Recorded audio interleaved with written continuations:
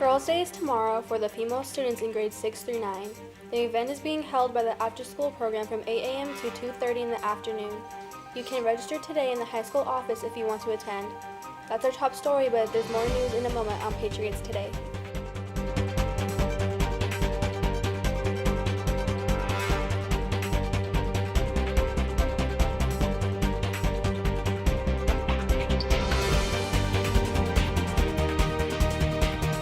Good morning, I'm Raina Hartman. And I'm Riley Branson. We've got a lot of news today, so we'll get right to it. If your family eats out tonight, Panda Express will donate back 20% of whatever you spend to our after-school program. That's right, orange chicken, Beijing beef, lo mein. It doesn't matter what you order, the school gets a donation. The fundraiser runs from noon today until 10 o'clock this evening, and you'll need a flyer from the school. You can pick one up from your teacher or the office. Speaking of local businesses helping out our school, Smith's Food and Drug has a new program to help local schools. If your family has a Smith's Rewards card to earn points while you shop, you can register that card at the store and earn money for our school as well. The Earn and Learn program has already contributed almost $17 million to schools across the country. To enroll, you'll need to pick up a letter from the office and take it with you next time you go shopping at Smith's. Simply give the letter and your rewards card to the cashier and they will enroll you in the program.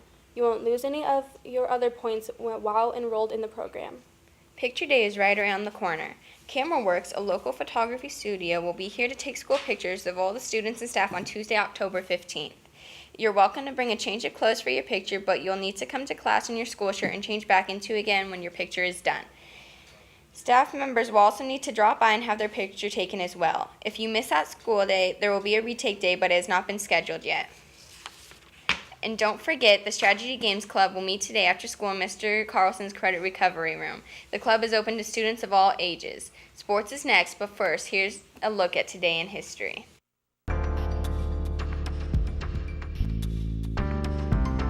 In 1957, the United States conducted its first underground nuclear test in the Nevada desert. The Pentagon ordered combat aircraft to the Persian Gulf in response to the 9/11 terrorist attacks of 2001. In 2010, the BP oil well that had spilled into the Gulf of Mexico was sealed with a permanent cement plug. Dan Willett is back on the set with us, so it must be time for sports. Dan, what do you have for us? Well, Rena, not a whole lot. Unfortunately, we haven't gotten any information from the volleyball teams on their last game, so I can't give you much there. What I can do is let everyone know about the games that are coming up. Middle school football is at Mohave this afternoon to take on Fox Creek Falcons. Kickoff is scheduled at 4:30, so come out and cheer on the Patriots. The high school football team goes on the road tomorrow back to Phoenix to play the NFL Yet Academy. NFL is currently at the top of the 3A standings with an undefeated record, while Malk comes into the game second at 2-1. The team has been working hard all week to correct the issues that came up in last week's game against Heritage Heroes. Finally, high school volleyball will be on the road Saturday for a doubleheader against Benjamin Franklin High School.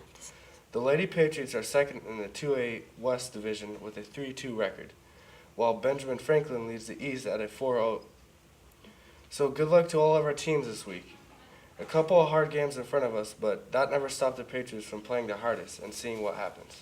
Well, thank you, Dan. Back to the news in a moment right after today's lunch menu.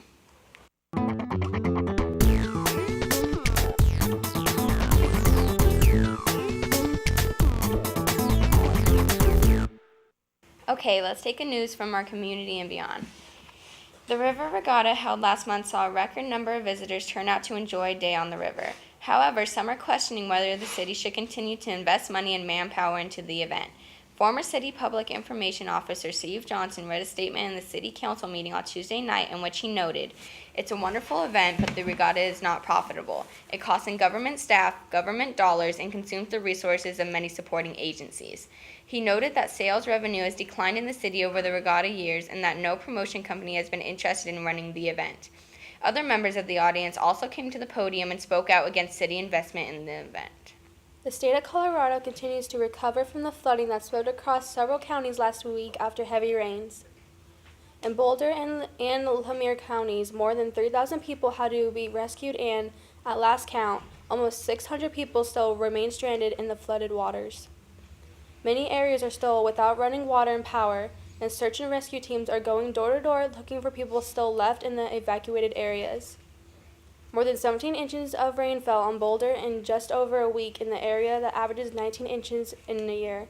The flooded waterways are expected to begin receding in a few days. And finally, cell phones can be very dangerous, at least when they're not used properly.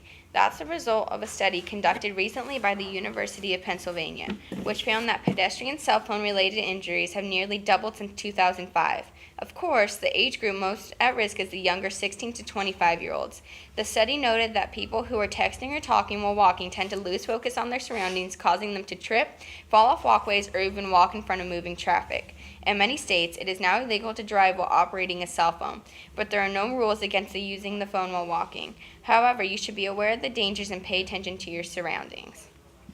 That's the news. Here's your word of the day.